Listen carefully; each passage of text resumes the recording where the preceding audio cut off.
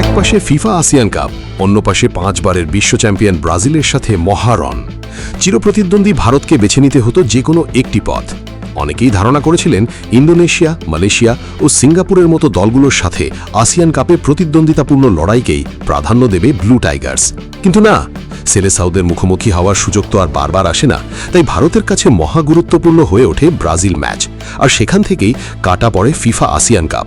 তবে ভারতের এই সরে দাঁড়ানোতেই এখন বিশ্ব ফুটবলের আলোচনায় ভেসে উঠছে বাংলাদেশের নাম। ভারতের রেখে যাওয়া সেই ফাঁকা জায়গায় কি এবার দেখা যাবে হামজা জামালদের? এশিয়ান ফুটবল অঙ্গনে বড় চমক দিয়েই 3 অক্টোবর কলকাতায় ব্রাজিলের বিরুদ্ধে ম্যাচ খেলার আনুষ্ঠানিক ঘোষণা দেয় ভারত। কিন্তু সেই ম্যাচই অল ইন্ডিয়া ফুটবল ফেডারেশনের জন্য গলার কাঁটা হয়ে দাঁড়ায়। কারণ 21শে সেপ্টেম্বর থেকে 6ই অক্টোবর অনুষ্ঠিত হতে যাচ্ছে ফিফা আসিয়ান কাপ।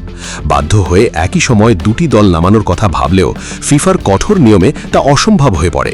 শেষমেশ ভবিষ্যতের এএফসি এশিয়ান কাপের প্রস্তুতি, বাণিজ্যিক সুবিধা ও আন্তর্জাতিক ভাবমূর্তি বাড়াতে ব্রাজিলের ম্যাচটিকেই বেছে নেয় তারা। ভারতের বিদায়ে এখন স্পটলাইটে বাংলাদেশ ফুটবল ফেডারেশন, বাফুফে।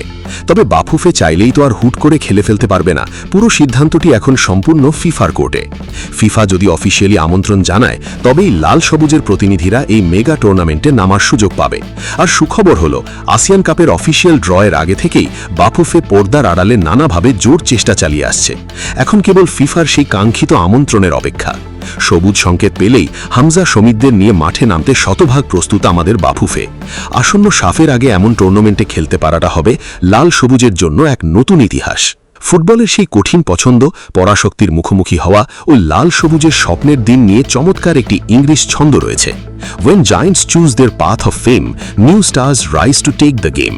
যা সহজ বাংলা ভাবার্থ, পরাশক্তি যখন নিজেদের পথ বেছে নেয়, তখনই মাঠে নতুন তারকার উদয় হয়। ফিফার গ্রিন সিগন্যাল পেলেই দক্ষিণ পূর্ব এশিয়ার মাটিতে সৃষ্টি হবে লাল সবুজের নতুন রূপকথা। ফুটবলের সেই অদম্য জেদ, আন্তর্জাতিক মর্যাদা ও ভবিষ্যতের লড়াই নিয়ে চমৎকার আরেকটি ছন্দ রয়েছে। Wait for the call with courage and pride, the green field ready for a historic ride. বাংলায় বললে, বুকে সাহস আর গর্ব নিয়ে সুযোগের অপেক্ষায় থাকো।